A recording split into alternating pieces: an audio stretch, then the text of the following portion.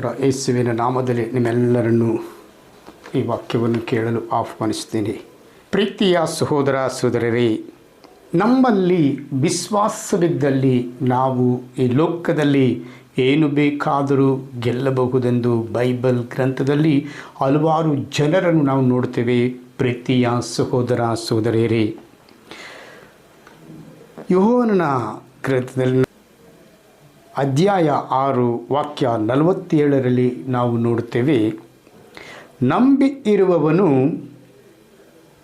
ನಿತ್ಯ ಜೀವವನ್ನು ಹೊಂದಿದ್ದಾನೆ, ನಿಮಗೆ ನಿಶ್ಚಯವಾಗಿ ಹೇಳುತ್ತೇನೆ. ಹೌದು ಪ್ರೀತಿಯ ಸಹೋದರ ಸಹೋದರರೇ, ಈ ಲೋಕದಲ್ಲಿ ನಂಬಿರುವವನು ನಿತ್ಯ ಜೀವವನ್ನು ಹೊಂದಿದ್ದಾನೆಂದು ನಿಮಗೆ ನಿಶ್ಚಯವಾಗಿ ಹೇಳುತ್ತೇನೆ. ಯಾರು ದೇವರನ್ನು ನಂಬಿ ಕರ್ತನನ್ನು ನಂಬಿ ಕೆಲಸ ಕಾರ್ಯಗಳನ್ನು ಮಾಡುತ್ತಾರೋ ಅವರಿಗೆ ನಿತ್ಯ ಜೀವದ ಮಾರ್ಗಗಳು ತೆರೆಯಲ್ಪಡುತ್ತವೆ. ಯಾರು ಅವರನ್ನು ನಂಬಿ ವಿಶ್ವಾಸಿಸಿ ಅವರೊಟ್ಟಿಗೆ ಓಡುತ್ತಾರೋ ಅವರಿಗೆ ಜಯದ ಮೇಲೆ ಜಯ ಸಿಕ್ಕುತ್ತದೆ. ಪ್ರೀತಿಯ ಸಹೋದರ ಸಹೋದರರೇ, ನಾವು ನೋಡುತ್ತೇವೆ ಪ್ರೀತಿಯ ಸಹೋದರ ಸಹೋದರರೇ, ನಾವು ನಂಬಿಗಸ್ತನಾಗಿದ್ದಾಗ ಆ ನಂಬಿಗಸ್ತನ ಬಗ್ಗೆ ದೇವರಿಗೆ ಅತಿಯಾದ ಒಂದು ಗಮನವಿಟ್ಟು ಆತನನ್ನು ದೇವರು ಆಶೀರ್ವದಿಸಿ ಈ ಲೋಕದಲ್ಲಿ ಉನ್ನತ ಸ್ಥಿತಿಗೆ ತರುವರು ಎಂಬುದನ್ನು ನಾವು ನೋಡುತ್ತೇವೆ ಬೈಬಲ್ ಗ್ರಂಥದಲ್ಲಿ. ಪ್ರೀತಿಯ ಸಹೋದರ ಸಹೋದರರೇ, ನಂಬಿರುವವನು ಅಂದರೆ ಯಾರೇ ಮನುಜನು ದೇವರನ್ನು ನಂಬಿರುವವನು ಅವರು ಕೈ ಬಿಡುವುದಿಲ್ಲ.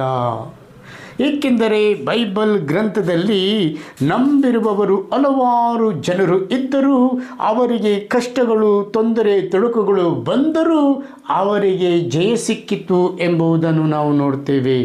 ಪ್ರೀತಿಯ ಸಹೋದರ ಸಹೋದರರೇ, ದಾನಿಯೇಲನು ಸಹ ದೇವರನ್ನು ನಂಬಿ ಪ್ರಾರ್ಥಿಸಿದನು, ನಂಬಿಕೆಯಿಂದ ವಿಶ್ವಾಸದಿಂದ ಪ್ರಾರ್ಥಿಸಿದನು. ದೇವರು ಆತನ ಜೊತೆ ಇದ್ದರು, ಆತನ ಜೊತೆ ಇದ್ದು ಎಲ್ಲ ಕಾರ್ಯಗಳನ್ನು ಮಾಡಿದರು ಎಂಬುದನ್ನು ನಾವು ನೋಡುತ್ತೇವೆ.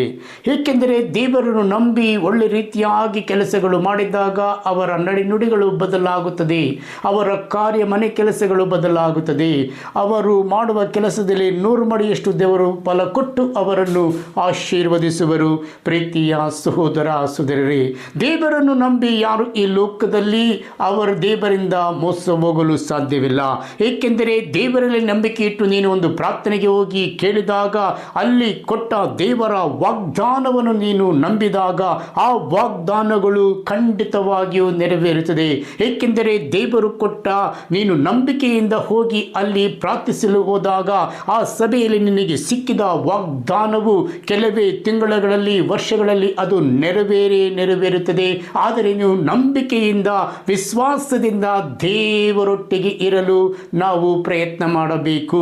ದೇವರನ್ನು ಬಿಟ್ಟು ನೀನು ಆಚೆ ಈಚೆ ಹೋದರೆ ನಿನ್ನ ನಂಬಿಕೆಯು ಅಲ್ಲಿ ಯಶಸ್ವಿಯಾಗಲು ಸಾಧ್ಯವಿಲ್ಲ. ಪ್ರೀತಿಯ ಸಹೋದರ ಸಹೋದರರೇ, ಏಕೆಂದರೆ ದೇವರು ನಮ್ಮನ್ನು ನಂಬುವಂತೆ ಅವರು ಮಾಡಿದ್ದಾರೆ.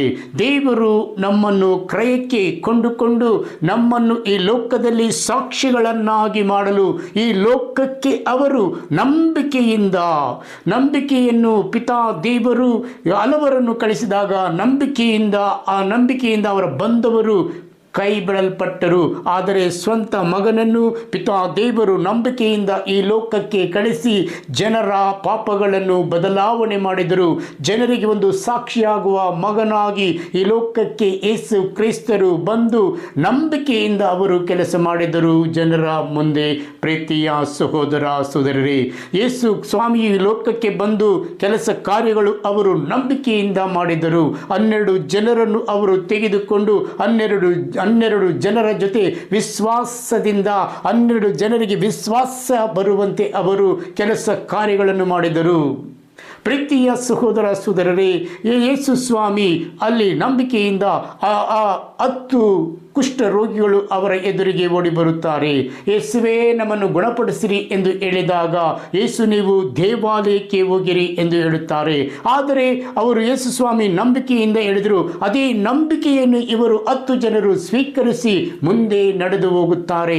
ಅರ್ಧ ದಾರಿಗೆ ಹೋಗುವಷ್ಟರಲ್ಲಿ ಅವರು ನಂಬಿಕೆಯಿಂದ ಹೋದ ಕಾರಣ ಅಲ್ಲಿ ಅವರೆಲ್ಲರೂ ಸ್ವಸ್ಥ ಹೊಂದುತ್ತಾರೆ. ಸ್ವಸ್ಥ ಹೊಂದಿದ ತಕ್ಷಣ 10 ಜನರಲ್ಲಿ 9 ಜನರು ಈ ಲೋಕದ ಕಾರ್ಯಗಳಿಗೆ ಹೊರಟು ಬಿಡುತ್ತಾರೆ. ಒಬ್ಬನು ಸಮಾರ್ಯದವನು ಯೇಸುವಿನ ಬಳಿಗೆ ಬಂದು ಅವನು ದೇವರನ್ನು ಆರಾಧಿಸಲು, ದೇವರನ್ನು ಸ್ತುತಿಸಲು, ದೇವರೊಟ್ಟಿಗೆ ಜೀವಿಸಲು, ದೇವರಿಗೆ ಸ್ತೋತ್ರ ಹೇಳಿ ಆ ದೇವರನ್ನು ಸ್ತುತಿಸಿ ದೇವರೊಟ್ಟಿಗೆ ಇರಲು ಇಷ್ಟಪಡುತ್ತಾನೆ. ಪ್ರೀತಿಯ ಸಹೋದರ ಸಹೋದರಿ, ಇದೇ ಒಂದು ನಂಬಿಕೆಯಲ್ಲಿ ಮಾಡುವ ಕೆಲಸ ಕಾರ್ಯಗಳಿಗೆ ದೇವರು ಉತ್ತರಗಳನ್ನು ಕೊಡುತ್ತಾರೆ. ಪ್ರೀತಿಯ ಸಹೋದರ ಸಹೋದರರೇ, ಹಲ್ಲೆಲೂಯಾ, ದೇವಾದಿದೇವನೇ ಸ್ತೋತ್ರ, ರಾಜಾದಿರಾಜನೇ. ಹೌದು, 4 ಜನರು ಒಂದು ನಂಬಿಕೆಯಿಂದ, ಒಂದು ವಿಶ್ವಾಸದಿಂದ ಒಬ್ಬ ರೋಗಿಯನ್ನು ಹೊತ್ತುಕೊಂಡು ಬಂದು ಯೇಸು ಸ್ವಾಮಿ ಬೋಧನೆ ಮಾಡುತ್ತಿದ್ದ ಸ್ಥಳದಲ್ಲಿ ಅವರು ಇಳಿಸಿದಾಗ ಆ ರೋಗಿಯನ್ನು ನೋಡಿ ಯೇಸು ಹೇಳ್ತಾರೆ, ನಿನ್ನ ಹಾಸಿಗೆಯನ್ನು ತೆಗೆದುಕೊಂಡು ಮನೆಗೆ ತೆರಳು ಅಂದ ತಕ್ಷಣ ಆ ರೋಗಿಯು ಹಾಸಿಗೆಯನ್ನು ತೆಗೆದು ಬಿಸಾಡಿ ಮನೆಗೆ ತೆರಳಿದನು ಎಂಬುದನ್ನು ನಾವು ನೋಡ್ತೇವೆ. ಆದರೆ ಯೇಸು ಪಿತಾದೇವರು ಕೊಟ್ಟ ಕಾರ್ಯಗಳನ್ನು ಅವರು ಬಾಯಿ ಮಾತಿನಿಂದ ಕಾರ್ಯಗಳನ್ನು ಮಾಡುತ್ತಿದ್ದರು ಎಂಬುದನ್ನು ನೋಡ್ತೀವಿ. ಪ್ರೀತಿಯ ಸಹೋದರ ಸಹೋದರಿ, ಯೇಸು ನಮ್ಮನ್ನು ಎಂದಿಗೂ ಕೈ ಬಿಡುವುದಿಲ್ಲ. ನಂಬಿಕೆಯಿಂದ ಇದ್ದವರಿಗೆ ನಂಬಿಕೆಗೆ ಉತ್ತರಗಳನ್ನು, ಅವರ ವಾಗ್ದಾನಗಳಿಗೆ ಉತ್ತರಗಳನ್ನು, ಅವರ ಭರವಸೆಗಳಿಗೆ ಉತ್ತರಗಳನ್ನು ಖಂಡಿತವಾಗಿಯೂ ದೇವರು ನೀಡುವರು. ಪ್ರೀತಿಯ ಸಹೋದರ ಸಹೋದರರೇ, ಹಲ್ಲೆಲೂಯಾ. ನಿಮಗೆ ನಿಜವಾಗಿ ಹೇಳುತ್ತೇನೆ, ದೇವರು ಹೇಳ್ತಾರೆ, ನಿಮಗೆ ನಿಜವಾಗಿ ನಾನು ಹೇಳುತ್ತೇನೆ, ನಿಜವಾಗಿಯೂ ಹೇಳುತ್ತೇನೆ. ನಿಜವಾಗಿ ಹೇಳುವ ದೇವರ ಕಾರ್ಯದಲ್ಲಿ ನಾವು ನಿರತರಾಗಿರಬೇಕು. ಪ್ರೀತಿಯ ಸಹೋದರ ಸಹೋದರರೇ, ಅದರಲ್ಲಿ ನೋಡಿ 48ನೇ ವಾಕ್ಯ ಹೇಳ್ತದೆ, ಜೀವ ಕೊಡುವ ರೊಟ್ಟಿ ನಾನೇ ಎಂದು ಹೇಳ್ತಾರೆ ಯೇಸು ಸ್ವಾಮಿ. ಜೀವ ಕೊಡುವ ರೊಟ್ಟಿ ನಾನೇ. ನನ್ನನ್ನು ಭುಜಿಸುವವನು ಚಿರಕಾಲವೆಲ್ಲ ಕಾಲಕ್ಕೂ ಬದುಕಿ ಈ ಲೋಕದಲ್ಲಿ ಸಾಕ್ಷಿಯಾಗಿ ನಾನು ಮಾಡುವೆನು. ನಂಬಿಕೆಯಿಂದ ನನ್ನನ್ನು ನೀವು ಬಂದು ಇಗೋ ಆ ರೊಟ್ಟಿಯನ್ನು ನೀವು ಸ್ವೀಕರಿಸುವಾಗ, ದ್ರಾಕ್ಷಾ ರಸವನ್ನು ಕುಡಿಯುವಾಗ, ಇಗೋ ನಾನು ಎಳೆದು ಬಂದು ಹೊಸ ಕಾರ್ಯಗಳನ್ನು ನಿಮ್ಮಲ್ಲಿ ನಾನು ಮಾಡುತ್ತೇನೆ. ಏಕೆಂದರೆ ನೀವು ಉಪವಾಸ ಬಿದ್ದು ನೀವು ಬಂದು ಇಗೋ ನನ್ನ ರೊಟ್ಟಿಯನ್ನು ಭುಜಿಸುವಾಗ, ನನ್ನ ಮಾಂಸವನ್ನು ಭುಜಿಸುವಾಗ ಅಥವಾ ನನ್ನ ರಕ್ತವನ್ನು ಕುಡಿಯುವಾಗ ಅದ್ಭುತ ಕಾರ್ಯಗಳು, ಅತಿಶಯ ಕಾರ್ಯಗಳು ನಿಮ್ಮಲ್ಲೂ ನಿಮ್ಮ ಕುಟುಂಬದಲ್ಲೂ ಇತರರಿಗೆ ನೀವು ಪ್ರಾರ್ಥಿಸಿದಾಗ ಅವರಲ್ಲೂ ನಡೆಯುವುದು. ಪ್ರೀತಿಯ ಸಹೋದರ ಸಹೋದರರೇ, ಹಲ್ಲೆಲೂಯಾ, ಹಲ್ಲೆಲೂಯಾ. ನಿಮ್ಮ ಹಿರಿಯರು, ಮುಂದಿನ ವಾಕ್ಯ ಹೇಳುತ್ತದೆ, ಒಬ್ಬನಾದರೂ ಧರ್ಮಶಾಸ್ತ್ರದಂತೆ ನಡೆಯುವುದಿಲ್ಲವಲ್ಲ, ಏಕೆ ನನ್ನನ್ನು ಕೊಲ್ಲುವುದಕ್ಕೆ ನೋಡುತ್ತೀರಿ ಎಂದು ಯೇಸು ಹೇಳಿದನು. ಆದರೆ ನಮ್ಮಲ್ಲಿ ಧರ್ಮಶಾಸ್ತ್ರದಂತೆ ನಡೆಯುವುದಿಲ್ಲವಲ್ಲ. ಆದರೆ ಕೆಲವರು ಈ ಲೋಕದಲ್ಲಿ ಧರ್ಮಶಾಸ್ತ್ರವನ್ನೇ ಅವರು ನಂಬದಿದ್ದರು, ಆದರೆ ದೇವರು ಅವರೊಟ್ಟಿಗೆ ವಾಸ ಮಾಡಲು ಇಷ್ಟಪಡುತ್ತಾರೆ. ಪ್ರೀತಿಯ ಸಹೋದರ ಸಹೋದರರೇ, ಹಲ್ಲೆಲೂಯಾ. ಅದಕ್ಕೆ ಆ ಜನರು, ನಿನಗೆ ದೆವ್ವ ಹಿಡಿದಿದೆ, ಯಾರು ನಿನ್ನನ್ನು ಕೊಲ್ಲುವುದಕ್ಕೆ ನೋಡುತ್ತಾರೆ? ಪ್ರೀತಿಯ ಸಹೋದರ ಸಹೋದರರೇ, ನಿನಗೆ ದೆವ್ವ ಹಿಡಿದಿದೆ, ಯಾರು ನಿನ್ನನ್ನು ಕೊಲ್ಲಲು ನೋಡುತ್ತಾರೆ ಎಂಬುದನ್ನು ನಾವು ಅಲ್ಲಿ ನೋಡ್ತೇವೆ. ಪ್ರೀತಿಯ ಸಹೋದರ ಸಹೋದರರೇ, ನಾವು ದೇವರ ವಾಕ್ಯದಲ್ಲಿ, ನಿಮ್ಮ ಹಿರಿಯರು ಅಡವಿಯಲ್ಲಿ ಮನ್ನಾ ತಿಂದರೂ ಸತ್ತು ಹೋದರು, ಪರಲೋಕದಿಂದ ಇಳಿದು ಬರುವ ರೊಟ್ಟಿ ಎಂದರೆ ಅದನ್ನು ತಿಂದವನು ಸಾಯುವುದಿಲ್ಲ. ನೋಡಿ, ಅಡವಿಯಲ್ಲಿ ಅಲ್ಲಿ ತಿಂದವರು ಸತ್ತು ಹೋದರು. ಯೇಸು ಸ್ವಾಮಿ ಈಜಿಪ್ಟ್ ದೇಶದಿಂದ ಆ ಜನರನ್ನು ಐಗುಪ್ತ ದೇಶದಿಂದ ಬಿಡುಗಡೆ ಮಾಡಿ ತರಬೇಕಾದರೆ ಅವರಲ್ಲಿ ಈಜಿಪ್ಟ್ ದೇಶದಲ್ಲಿ ಫಾರೋಹನ್ ರಾಜನ ಹತ್ತಿರ ಅವರು ಜೀತು ಆಳುಗಳಾಗಿ ಕೆಲಸ ಮಾಡುತ್ತಿದ್ದರು. ಅದಕ್ಕೆ ತಕ್ಕ ಹಾಗೆ ಆತನು ಊಟವನ್ನು ಕೊಡುತ್ತಿದ್ದ ಎಂದು ನೋಡ್ತೇವೆ. ಆದರೆ ದೇವರು ಕೆಲವು ವರ್ಷಗಳ ನಂತರ ಮೋಸೆಯ ಮುಖಾಂತರ ಆ ಜನರನ್ನು ಹಾಲು ಜೇನು ನಡೆಯುವ ಆ ನಾಡಿಗೆ ತರಲು ಇಷ್ಟಪಡುತ್ತಾರೆ. ಪ್ರೀತಿಯ ಸಹೋದರ ಸಹೋದರರೇ, ಮೋಸೆಯ ಮುಖಾಂತರ ತರಲು ಇಷ್ಟಪಟ್ಟಾಗ ಅವರು ಮೋಸೆ ಕರೆದುಕೊಂಡು ಬರಬೇಕಾದರೆ ಅವರು ಗೊಣಗುಟ್ಟುತ್ತಾರೆ. ನಾವು ಅಲ್ಲೇ ಇದ್ದಿದ್ದರೆ ಚೆನ್ನಾಗಿತ್ತು, ಅಲ್ಲಿ ನಮಗೆ ಒಳ್ಳೆ ಊಟ ಉಪಚಾರಗಳು ಸಿಗ್ತಾ ಇತ್ತು, ಇಲ್ಲಿ ನಮಗೆ ನೀರು ಸಿಗ್ತಾ ಇಲ್ಲ, ಟೈಮಿಗೆ ಊಟ ಸಿಗ್ತಾ ಇಲ್ಲ ಎಂದು ಅವರು ಗೊಣಗುಟ್ಟಿದಾಗ ಆ ಮೋಸೆ ದೇವರ ಹತ್ತಿರ ಪ್ರಾರ್ಥಿಸಿದಾಗ ಎಲ್ಲ ಮೋಸೆಯ ಮಾತಿಗೆ ಉತ್ತರವಾಗಿ ಎಲ್ಲ ಕೆಲಸ ಕಾರ್ಯಗಳನ್ನು ಆ ಅಡವಿಯಿಂದ ಜನರು ನಡೆದುಕೊಂಡು ಬರಬೇಕಾದರೆ ನೆರವೇರಿಸುತ್ತಾರೆ. ಪ್ರೀತಿಯ ಸಹೋದರ ಸಹೋದರಿ, ಎಂದಿಗೂ ಅವರನ್ನು ಕೈ ಬಿಡುವುದಿಲ್ಲ. ಆದರೆ ದೇವರು ಕರೆದುಕೊಂಡು ಬಂದ ಮೇಲೆ, ವಾಗ್ದಾನ ಮಾಡಿದ ಮೇಲೆ ಆ ವಾಗ್ದಾನವನ್ನು ನೆರವೇರಿಸುವರು ಎಂಬುದನ್ನು ನಾವು ಇಲ್ಲಿ ನೋಡುತ್ತೇವೆ. ಪರಲೋಕದಿಂದ ಇಳಿದು ಬರುವ ರೊಟ್ಟಿ ಎಂಥದ್ದೆಂದರೆ ಅದನ್ನು ತಿಂದವನು ಸಾಯುವುದಿಲ್ಲ. ಪರಲೋಕದಿಂದ, ಸ್ವರ್ಗದಿಂದ, ಮಹೋನ್ನತ ದೇವರು ಆ ರೊಟ್ಟಿಯ ಮುಖಾಂತರ ಇಳಿದು ಬರುತ್ತಾರೆ. ನೀನು ತಿಂದರೆ ನೀನು ಸಾಯುವುದಿಲ್ಲ. ಈ ಲೋಕದಲ್ಲಿಯೂ ಪರಲೋಕದಲ್ಲಿಯೂ ದೇವರು ನಿನ್ನೊಟ್ಟಿಗೆ ಇದ್ದಾರೆ. ಪರಲೋಕದಿಂದ ಇಳಿದು ಬರುವ ಜೀವವುಳ್ಳ ರೊಟ್ಟಿಯು ನಾನೇ. ಈ ರೊಟ್ಟಿಯನ್ನು ಯಾವನಾದರೂ ತಿಂದರೆ ಅವನು ಸದಾಕಾಲ ಬದುಕುವನು. ಆದರೆ ವಿಶ್ವಾಸದಿಂದ, ನಂಬಿಕೆಯಿಂದ ಆ ರೊಟ್ಟಿಯನ್ನು ನಾವು ತಿಂದಾಗ, ದ್ರಾಕ್ಷಾರಸವನ್ನು ಕುಡಿದಾಗ ನಮಗೆ ಅತಿ ಆದ ಶಕ್ತಿ ಬರುತ್ತದೆ. ಈ ಲೋಕದಲ್ಲಿ ನಾವು ಸಾಯುವುದಿಲ್ಲ, ಈ ಲೋಕದಲ್ಲಿ ನಾವು ಸತ್ತಂತೆ ಇರುವುದಿಲ್ಲ, ಜೀವಿಸುವ ವ್ಯಕ್ತಿಗಳಾಗಿ ನಾವು ಮಾರ್ಪಡುತ್ತೇವೆ. ಪ್ರೀತಿಯ ಸಹೋದರ ಸಹೋದರರೇ, ಹಾಲೆ ಲೂಯ್ಯ ಹಾಲೆ. ಮತ್ತು ನಾನು ಕೊಡುವ ರೊಟ್ಟಿ ನನ್ನ ಮಾಂಸವೇ, ನನ್ನ ಲೋಕದ ಜೀವಕ್ಕೋಸ್ಕರ ಕೊಡುವೆನು ಎಂದು ಹೇಳಿದರು. ಈ ಲೋಕದ ಜೀವಕ್ಕೋಸ್ಕರ, ಈ ಲೋಕದ ಜನರಿಗೋಸ್ಕರ, ಈ ಲೋಕದಲ್ಲಿ ಜನರೊಂದಿರುವ ಪಾಪಕ್ಕೋಸ್ಕರ, ಯುವಕ ಯುವತಿಯರ ಒಂದು ಸಂಬಂಧ ಚೆನ್ನಾಗಿರುವುದಕ್ಕೋಸ್ಕರ, ಎಲ್ಲ ಕೆಲಸ ಕಾರ್ಯಗಳು ಯಾರೇ ಆಗಲಿ, ಯಾರೇ ಕೆಲಸ ಮಾಡುವಾಗಲಿ ಅವರ ಜೊತೆ ದೇವರು ಒಳ್ಳೆಯದಾಗಿ ಮಾಡಿದರೆ ಇಷ್ಟಪಡುತ್ತಾರೆ. ನಿಮ್ಮ ಜೊತೆ ಇದ್ದು ನಿಮ್ಮನ್ನು ಆಶಿಸುತ್ತಾರೆ. ಪ್ರೀತಿಯ ಸಹೋದರ ಸಹೋದರಿ, ಎಂದಿಗೂ ದೇವರು ನಿಮ್ಮನ್ನು ಕೈ ಬಿಡ ದೇವರ ಹತ್ತಿರ ನಾವಿದ್ದೇವೆ. ಜೀವ ಉಳ್ಳ ದೇವರ ನಾವಿದ್ದಾಗ, ಜೀವ ಕೊಡುವ ದೇವರ ನಾವಿದ್ದಾಗ ನಮ್ಮ ನುಡಿಗಳನ್ನು ಬದಲಾವಣೆ ಮಾಡುವ ದೇವರು ಅವರಾಗಿದ್ದಾರೆ. ಪ್ರೀತಿಯ ಸಹೋದರ ಸಹೋದರಿ, ದೇವರು ನಮ್ಮೊಟ್ಟಿಗೆ ಇರಲು ಅವರು ಇಷ್ಟಪಡುವವರು. ನಾವು ನೋಡ್ತೇವೆ ದೇವರಲ್ಲಿ, ನಾವು ದೇವಾ ಭಗವಂತ, ಇಗೋ ಈ ಕುಟುಂಬಗಳಲ್ಲಿ ಶಾಂತಿ ಸಮಾಧಾನ ಇಳಿದು ಬರಲಿ ಸ್ವಾಮಿ. ಇಗೋ ಈ ಸಮಯದಲ್ಲಿ ಅವರು ಯೋಚನೆ ಮಾಡುತ್ತಿರುತ್ತಾರೆ, ಇಗೋ ನನಗೆ ಎಷ್ಟೋ ಕಡೆಗಳಿಂದ ಎಷ್ಟೋ ತೊಂದರೆ ತೊಡಕುಗಳು ಈ ಲೋಕದಲ್ಲಿ, ಇಗೋ ಈ ಕಷ್ಟದಿಂದ ನನ್ನನ್ನು ಪಾರು ಮಾಡಲು ಈ ಲೋಕದಲ್ಲಿ ಯಾರು ಇಲ್ಲವಲ್ಲ ಎಂದು ಯೋಚನೆ ಮಾಡುತ್ತಿರುವ ಒಬ್ಬೊಬ್ಬರನ್ನು ದೇವರು ಈ ಸಮಯದಲ್ಲಿ ಮುಟ್ಟಿ ನಿಮ್ಮ ಕೆಟ್ಟ ಯೋಚನೆಗಳಿಂದಲೂ ನಿಮ್ಮ ಕೆಟ್ಟ ಕಾರ್ಯಗಳಿಂದಲೂ ಈ ಸಮಯದಲ್ಲಿ ದೇವರು ಹೊರತರುತ್ತಾರೆ. ಪ್ರೀತಿಯ ಸಹೋದರ ಸಹೋದರಿ, ದೇವರು ನಿಮ್ಮೊಟ್ಟಿಗೆ ಇದ್ದು ನಿಮ್ಮನ್ನು ಬಲಪಡಿಸುವರು. ಹಾಲೆ ಲೂಯ್ಯ, ಹಾಲೆ ಲೂಯ್ಯ. ನಾನೇ ಈ ಲೋಕಕ್ಕೆ ರೊಟ್ಟಿಯಾಗಿ ಬಂದಿದ್ದೀನಿ. ನನ್ನ ರೊಟ್ಟಿಯನ್ನು ಭುಜಿಸಿ ನೀನು ಇಗೋ ಉನ್ನತ ಸ್ಥಾನದಲ್ಲಿ ಹೋಗುವೆ ಎಂದು ಹೇಳುತ್ತಾರೆ. ಆ ರೊಟ್ಟಿಯನ್ನು ಭುಜಿಸಿ ನೀನು ಭುಜಿಸಿದಾಗ ನಾನೇ ನಿನ್ನಲ್ಲಿ ಬಂದು ನಿನಗೆ ಹೊಸ ಕಾರ್ಯಗಳನ್ನು ಮಾಡಿ, ಹೊಸ ರೂಪವನ್ನು ತೋರಿಸಿ, ಹೊಸ ಜೀವವುಳ್ಳ ಮಗನಾಗಿ ಮಗಳಾಗಿ ನಾನು ಮಾರ್ಪಡಿಸುತ್ತೇನೆ ಎಂದು ಹೇಳುತ್ತಾರೆ. ಪ್ರೀತಿಯ ಸಹೋದರ ಸಹೋದರರೇ, ಹಾಲೆ ಲೂಯ್ಯ. ದೇವಾದ ದೇವನೇ ಸ್ತೋತ್ರ, ರಾಜಾದಿರಾಜನೇ ಸ್ತೋತ್ರ. ಅಪಾ ನಿಮಗೆ ವಂದನೆ, ನಿಮಗೆ ಆರಾಧನೆ ಯೇಸುವೆ. ಹಾಲೆ ಲೂಯ್ಯ. ನಂಬಿರುವವನು ನಿತ್ಯ ಜೀವವನ್ನು ಹೊಂದಿದ್ದಾನೆಂದೇ ನಾನು ಹೇಳಬಲ್ಲೆ. ಯಾರು ದೇವರನ್ನು ನಂಬಿ ದೇವರೊಟ್ಟಿಗೆ ಜೀವಿಸಲು ಇಷ್ಟಪಡುತ್ತಾರೋ ದೇವರು ಹೇಳ್ತಾರೆ, ನಾನೇ ಅವರ ಜೊತೆ ಇದ್ದೇನೆ. ಈಗ ಪ್ರಿಯರೇ, ಈ ಲೋಕದಲ್ಲಿ ಇವತ್ತು ದೇವರು ಹೇಳಲು ಇಷ್ಟಪಡುತ್ತಾರೆ, ಕೆಲವು ವರ್ಷಗಳಿಂದ ನಿನಗಿರುವ ದುಃಖವು ಈಗ ದೇವರು ಹೇಳ್ತಾರೆ ಮಾಯವಾಗಿ ಸಂತೋಷವನ್ನು ದೇವರು ನಿನ್ನಲ್ಲಿ ಉಂಟು ಮಾಡುವರು. ಭಯಪಡಬೇಡ ಮಗಳೇ, ಮಗನೇ. ನಿನ್ನ ಜೀವಿತದಲ್ಲಿ ಪಡಬಾರದ ಕಷ್ಟಗಳನ್ನು ಪಟ್ಟು ಈ ಸಮಯದಲ್ಲಿ ಯೋಚನೆ ಮಾಡುತ್ತಿರುವೆಯಾ? ಇಗೋ ನಿನ್ನ ಯೋಚನೆಯನ್ನು ಇಗೋ ಅವರು ಸರಿ ಮಾಡಿ ಸಂತೋಷದ ಯೋಚನೆಯಂತೆ ಮಾರ್ಪಡಿಸುವರು.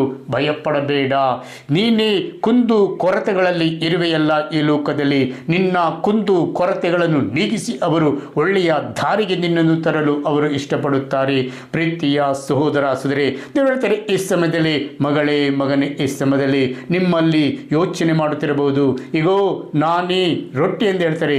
ಇಗೋ ನಾನು ಎಷ್ಟೋ ವರ್ಷಗಳಿಂದಲೂ ಭಯ ಭಕ್ತಿಯಿಂದ ಜೀವಿಸಿದ್ದೇನೆ, ಅವರೊಟ್ಟಿಗೆ ಇದ್ದೇನೆ, ಇಗೋ ನನ್ನ ಕೆಲಸ ಕಾರ್ಯಗಳು ಆಗುತ್ತಿಲ್ಲವಲ್ಲ. ಇಷ್ಟು ವರ್ಷದಿಂದ ಕಟ್ಟದ ಒಂದು ಮನೆಯನ್ನು ದೇವರು ಕಟ್ಟಿ ನಿಮಗೆ ಎಬ್ಬಿಸಿ ನಿಮ್ಮನ್ನು ಉನ್ನತ ಸ್ಥಾನದಲ್ಲಿ ಇರುವರು. ಭಯಪಡಬೇಡಿ ಪ್ರೀತಿಯ ಸಹೋದರ ಸಹೋದರರೇ, ದೇವರು ನಿಮ್ಮನ್ನು ಮನುಜನು ಕೈ ಬಿಡಬಹುದು. ಮನೆ ಕಟ್ಟಲು ಅದು ಏನೇ ಆಗಲು ಮನುಜನು ಕೊಡುತ್ತಾನೆಂದು ಕೊಡದೆ ಹೋಗಿರಬಹುದು, ಆದರೆ ದೇವರು ಹೇಳ್ತಾರೆ ನಾನು ನಿನಗೆ ಕೊಟ್ಟೇ ಕೊಡುತ್ತೇನೆ, ಕೊಟ್ಟು ನಿನ್ನನ್ನು ಉದ್ಧರಿಸಿ ಮೇಲಕ್ಕೆ ತರುವವನು ನಾನು, ಈ ಲೋಕದ ಜನರಲ್ಲ ಎಂದು ದೇವರು ಹೇಳ್ತಾರೆ. ಪ್ರೀತಿಯ ಸಹೋದರ ಸಹೋದರರೇ, ಹಾಲೆಲೂಯಾ ಹಾಲೆಲೂಯಾ. ದೇವಾದ ದೇವನೇ ಸ್ತೋತ್ರ. ಓ ದೇವನೇ, ನೀತಿವಂತರನ್ನು ದೇವರು ಕಾಪಾಡುತ್ತಾರೆ. ನಂಬಿಕೆಯಿಂದ ಇದ್ದ ಮನುಜನು ಯಾವಾಗಲೂ ನಂಬಿಕೆ ಉಳ್ಳವರಾಗಿ ಫಲಬಲವಾಗಿ ಅವರನ್ನು ಬೆಳೆಸುವರು. ಪ್ರೀತಿಯ ಸಹೋದರ ಸಹೋದರಿ, ದೇವರಿಗೆ ನೀನು ಮೆಚ್ಚುಗೆ ಆದರೆ ಇಗೋ ನಿನ್ನ ಎಲ್ಲ ಕಾರ್ಯಗಳನ್ನು ಅವರು ಮೆಚ್ಚುಗೆ ಮಾಡುವರು. ಇಗೋ ನೀನು ಕೋರ್ಟ್ ಕೇಸಿನಲ್ಲಿ ಒದ್ದಾಡುತ್ತಿರುವೆಯಾ, ಆ ಕೋರ್ಟ್ ಕೇಸನ್ನು ಅವರು ಒಂದೇ ಸೆಕೆಂಡ್ನಲ್ಲಿ ನಿನಗೆ ಮೆಚ್ಚುವಂತೆ ಮಾಡಿ ನಿನಗೆ ಮನಸ್ಸಿಗೆ ಸಂತೋಷವನ್ನು ತರುತ್ತಾರೆ.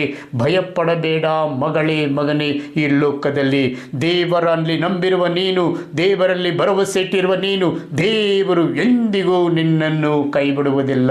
ಕೈ ಬಿಡದ ದೇವರ ಸನಿಹ ಈ ಸಮಯದಲ್ಲಿ ನೀವಿದ್ದೀರಿ. ಕೈ ಬಿಡದ ದೇವರು ನಿನ್ನ ಕರವನ್ನು ಆಶೀರ್ವದಿಸಿ, ನಿನ್ನನ್ನು ಆಶೀರ್ವದಿಸಿ, ನಿನ್ನ ಶರೀರವನ್ನು ಆಶೀರ್ವದಿಸಿ, ನಿನ್ನ ರೋಗ ರುಜಿನಗಳನ್ನು ಆಶೀರ್ವದಿಸಿ ದೇವರು ನಿನ್ನೊಟ್ಟಿಗೆ ಈಗ ಇದ್ದಾರೆ. ಮರೆಯಬೇಡ ದೇವರನ್ನು ಮರೆಯದೆ ದೇವರಿಗೋಸ್ಕರ ತ್ಯಾಗ ಮಾಡುವ ಪ್ರತಿಯೊಬ್ಬರ ಜೊತೆ ದೇವರಿಗೆ ಒಂದು ಸ್ಥಾನವನ್ನು ಕೊಟ್ಟು ದೇವರ ಕಾರ್ಯದಲ್ಲಿ ನಿರತರಾಗಿರುವ ಒಬ್ಬೊಬ್ಬರನ್ನು ದೇವರು ಆಶೀರ್ವದಿಸುವರು ಎಂಬುದನ್ನು ನಾನು ಹೇಳಬಲ್ಲೆ. ಪ್ರೀತಿಯ ಸಹೋದರ ಸಹೋದರಿ, ದೇವರ ಕಾರ್ಯವು ಉನ್ನತವಾದುದು, ದೇವರ ಕಾರ್ಯವು ಮಹೋನ್ನತವಾದುದು, ದೇವರ ಕಾರ್ಯವು ಸ್ವರ್ಗ ಸಾಮ್ರಾಜ್ಯವನ್ನು ಕಾಣುವ ವಾಕ್ಯವಾಗಿದೆ. ಆ ವಾಕ್ಯದಲ್ಲಿ ನಂಬಿಕೆಯಿಂದ ಇರು, ವಿಶ್ವಾಸದಿಂದ ಇರು. ದೇವರ ರೊಟ್ಟಿಯಲ್ಲಿ ನೀನು ಭುಜಿಸುವವನು ಆ ರೊಟ್ಟಿಯನ್ನು ಭುಜಿಸಿದಾಗ ಚಿರಕಾಲವಲ್ಲ ಕಾಲ ಕಾಲಕ್ಕೂ ಬದುಕಿ ದೇವರ ಕಡೆ ನೀನು ಇರುವೆ ಎಂಬುದನ್ನು ಮರೆಯಬೇಡ. ಪ್ರೀತಿಯ ಸಹೋದರ ಸಹೋದರರೇ, ಹಾಲೆಲೂಯಾ ಹಾಲೆಲೂಯಾ. ದೇವಾದ ದೇವನೇ ಸ್ತೋತ್ರ. ಇಗೋ ನಾನೇ ಜೀವದಾಯಕ ಎಂದು ಯೇಸು ಹೇಳಿದರೆ, ನಿಮ್ಮಲ್ಲಿಯೂ ಇರುವ ಕುಂದು ಕೊರತೆಗಳನ್ನು ನೀಗಿಸಿ ಇಗೋ ಜೀವವುಳ್ಳ ನಾನು ನಿಮ್ಮ ಹತ್ತಿರ ಬಂದು ಹೀಗೆ ನಿಮ್ಮನ್ನು ಆಶೀರ್ವದಿಸುವೆನು.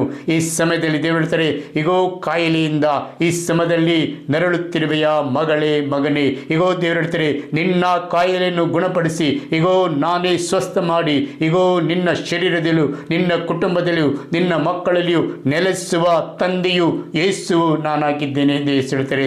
ಪ್ರೀತಿಯ ಸಹೋದರ ಸಹೋದರಿ, ಯೇಸು ನಿಮ್ಮನ್ನು ಎಂದಿಗೂ ಕೈ ಬಿಡುವುದಿಲ್ಲ. ಕೈ ಬಿಡದ ದೇವರ ಹತ್ತಿರ ನೀವಿದ್ದೀರಿ. ಅವರೊಟ್ಟಿಗೆ ಇದ್ದು ಜೀವಿಸಿ ಬದುಕಿ ನಮ್ಮ ಜೀವಿತವನ್ನು ದೇವರಿಗೆ ನಾವು ಸಮರ್ಪಿಸಬೇಕು. ಪ್ರೀತಿಯ ಸಹೋದರ ಸಹೋದರರೇ, ಹಾಲೆಲೂಯಾ ಹಾಲೆಲೂಯಾ ಹಾಲೆಲೂಯಾ.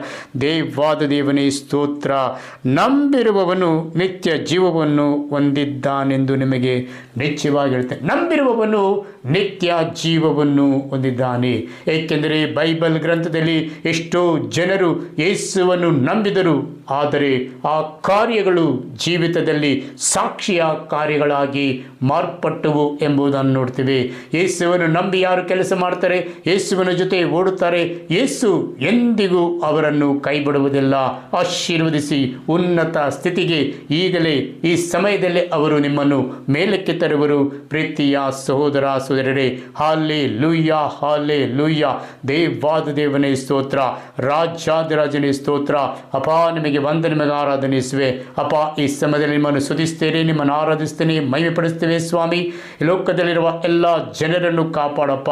ಲೋಕದಲ್ಲಿರುವ ಒಂದೊಂದು ಕುಟುಂಬವನ್ನು ಆಶೀರ್ವದಿಸು. ನಂಬಿಕೆ ಇಟ್ಟಿರುವ ಪ್ರತಿಯೊಬ್ಬರು ಯೇಸುವಿನ ನಾಮದಲ್ಲಿ ಆಶೀರ್ವದಿಸಲ್ಪಡಲು ನಾನು ಪ್ರಾರ್ಥನೆ ಮಾಡ್ತೀನಿ ಸ್ವಾಮಿ. ಯಾರ್ಯಾರು ಈ ಸಮಯದಲ್ಲಿ ಯೇಸುವೆ ನಿಮ್ಮಲ್ಲಿ ನಂಬಿಕೆ ಇಟ್ಟು ನಿನ್ನನ್ನು ಹಿಂಬಾಲಿಸಲು ಬರುತ್ತಿದ್ದರೋ ಅವರ ಕುಟುಂಬಗಳನ್ನು ಅವರನ್ನು ಆಶೀರ್ವದಿಸು ಎಂದು ನಾನು ಬೇಡುತ್ತೇನೆ ಸ್ವಾಮಿ. ಅವರೊಟ್ಟಿಗೆ ಜೀವಿಸುವ ದೇವರೇ ಸ್ತೋತ್ರ. ಅವರನ್ನು ಆಶೀರ್ವಾದ ಮಾಡಿ ಕಾಯುವ ದೇವರೇ ನಿಮಗೆ ಸ್ತೋತ್ರ. ಅಪಾ ನಿಮಗೆ ವಂದನೆ, ನಿಮಗೆ ಆರಾಧನೆ. Hallelujah, hallelujah. ಯೇಸುವಿನ ನಾಮದಲ್ಲಿ ನಾನು ಪ್ರಾರ್ಥನೆ ಮಾಡ್ತೇನೆ ಸ್ವಾಮಿ. ಆಮೇನ್, ಆಮೇನ್, ಆಮೇನ್.